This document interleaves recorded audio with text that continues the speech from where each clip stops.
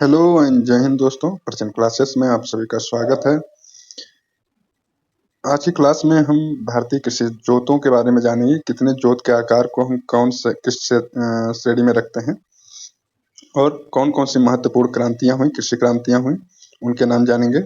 और झूम कृषि के बारे में पढ़ेंगे, जो कि हर एक प्रदेश में झूम कृषि को अलग अलग नाम से जाना जाता है।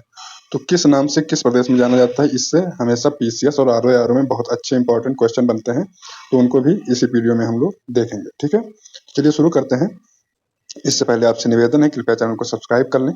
भारत के जोतों का आकार अगर की हम इसकी बात करते हैं तो सीमांत जोत में आता है 1 हेक्टेयर से कम भूमि। अगर 1 हेक्टेयर से कम भूमि किसी किसान के पास है, उसको हम सीमांत किसान कहेंगे या सीमांत जोत का किसान कहेंगे। ठीक है, छोटी जोत किसको कहते हैं या लघु, तो इसको कहते हैं 1 से 2 हेक्टेयर के बीच में जिसकी भूमि रहती है उसको।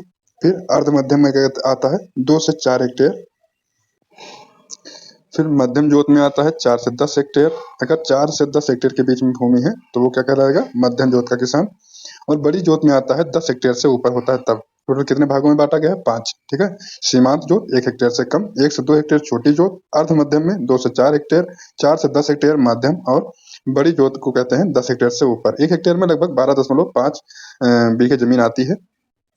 दोस्तों अगर हम इसके परसेंटेज वाइज बात करें, किस जोत के ज्यादा किसान हमारे देश में है, तो देखिए सीमांत जोत मतलब 1 हेक्टेयर से कम की जोत के लोग हैं लगभग 67.10%, मतलब 67.10% के लोग क्या है, सीमांत जोत में आते हैं। फिर 17.91% आते हैं छोटी जोत में, 10.04% आते हैं अर्ध मध्यम में, 4.25% आते हैं मध्यम जोत में, और केवल 0.7% ही किसान ऐसे हैं जो कि बड़ी जोत के किसान हैं, जिनके पास जमीन जो है 10 हेक्टेयर से ऊपर है। देखते हैं कि कौन सी क्रांति किस नाम से जानी जाती है। तो दोस्तों जो मत्स्य उत्पादन के लिए क्रांति की गई, मतलब उसको बढ़ाने के लिए जो विधि अपनाई गई, उसको नीली क्रांति के नाम से जानते हैं। श्वेत क्रांति दुग्ध उत्पादन से जुड़ी हुई है, इसको ऑपरेशन फ्लड के नाम से जानते हैं, और ऑपरेशन फ्लड के नाम से इसको शुरू किया गया था कब, 1964-65 में। रजत क्रांति अंडा और मुर्गियों के उत्पादन को बढ़ाने के लिए, सुनहरी क्रांति बागवानी उत्पादन के लिए, सदाबहार क्रांति मिट्टी के उन्नत बनाना, किसानों को लोन दिलाना, रेन वाटर हार्वेस्टिंग और कृषि शोध को बढ़ावा देने के लिए जो विधियां अपनाई गई उनको कहा गया सदाबहार क्रांति। धूसर क्रांति उर्वरक उत्पादन में वृद्धि के लिए की गई जो क्रांति थी वो धूसर क्रांति। काली क्रांति पेट्रोलियम खनिज और कोयला। पीली क्रांति में तिलहन क्षेत्र में जो संबंधित सुधार किए गए उसको पीली क्रांति के नाम से जाना जाता है। गोल क्रांति में आलू उत्पादन में वृद्धि। गुलाबी क्रांति प्याज व झींगा मछली क्या नाम से जाना जाता है, गुलाबी क्रांति के नाम से जाना जाता है। इंद्रधनुषीय क्रांति, इसमें सारी क्रांतियों को साथ लेकर चलने का लक्ष्य रखा गया।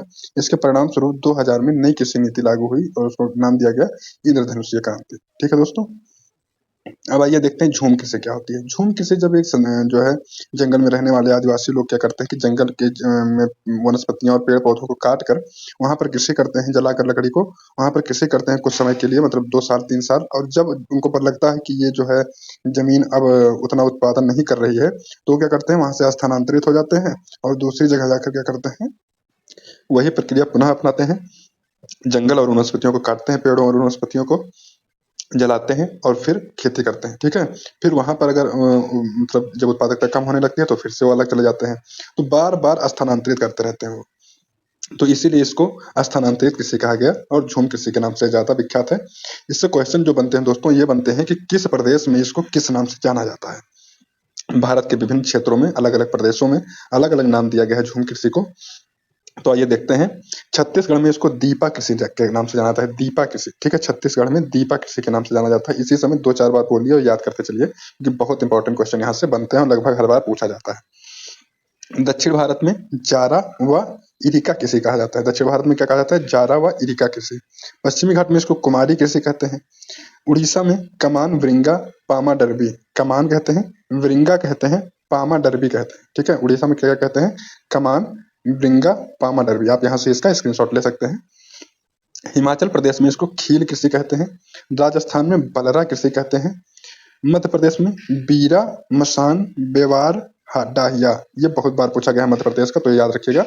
बीरा मसान बेवार डाहिया अलग अलग क्षेत्रों में अलग अलग नाम से झूम कृषि ये जानी जाती है मध्य प्रदेश में। उत्तर पूर्वी घाट में इसको झूमक नाम से जानते हैं, झूमक। ठीक है, आइए फिर से रिवीजन कर लेते हैं। छत्तीसगढ़ में दीपा, दक्षिण भारत में जारा और इरिका, पश्चिमी घाट में कुमारी, उड़ीसा में कमान वृंगा पामा डरबी, हिमाचल प्रदेश में खील, राजस्थान में बलरा, मध्य प्रदेश में बीरा, मसान, बेवरा, डाहिया और उत्तर पूर्वी घाट में इसको झूमक नाम से जानते हैं। कृषि के विशिष्ट प्रकार देखेंगे दोस्तों कि कौन कौन से नाम से कौन सी कृषि जानी जाती है। तो सेरीकल्चर, सेरीकल्चर किसको कहते हैं? रेशम उत्पादन के लिए जो कृषि की जाती है उसको कहते हैं सेरीकल्चर, रेशम उत्पादन सेरीकल्चर। इसका याद करने का एक ट्रिक है, देखिए रेशम रा और सा आता है और सेरी में सा और रा आता है, तो जस्ट उल्टा हो जाता है, तो ये थोड़ा सा दिमाग में रखिए और याद रहेगा। मोरिकल्चर, रेशम कीट हेतु शहतूत की जो कृषि की जाती है, जब रेशम कीट को पालने के लिए शहतूत की जो कृषि की जाती है, मतलब शहतूत रेशम उत्पादन करना होता है, उसको कहते हैं मोरिकल्चर। मछली पालन को कहते हैं पीसी कल्चर। शहद उत्पादन को कहते हैं एपी कल्चर। शहद उत्पादन के हेतु मधुमक्खियों का उत्पादन, शहद उत्पादन है जो मक्खियों का उत्पादन किया जाएगा, मधुमक्खी पालन किया जाएगा, उसको क्या कहेंगे? एपी कल्चर कहेंगे। पौष्टिक साग सब्जियों की वृद्धि कृषि को क्या कहेंगे? ओलेरी कल्चर कहेंगे। क्या कहेंगे? ओलेरी कल्चर। वर्मी कल्चर, केचुआ पालन को कहेंगे वर्मी कल्चर। वर्मी कंपोस्ट का नाम सुने होंगे आप, तो उसे से याद रखिए। वर्मी कल्चर किसको कहेंगे? केचुआ उत्पादन को। हार्टिकल्चर, बागवानी फसल को हार्टिकल्चर। विटिकल्चर, अंगूर का उत्पादन, विटिकल्चर। सिल्वीकल्चर, वन्य संरक्षण और संवर्धन से संबंधित है इसका सिल्वीकल्चर। तो दोस्तों ये क्लास हमारी यहीं पर पूरी होती है। अगर इसमें जो आपको जानकारी दी गई है अच्छी है और समझ में आ गई है, तो आपसे निवेदन है कृपया चैनल को सब्सक्राइब कर लें। ऐसी ही क्लास को लेकर हम और आएंगे। तब तक के लिए नमस्कार, धन्यवाद।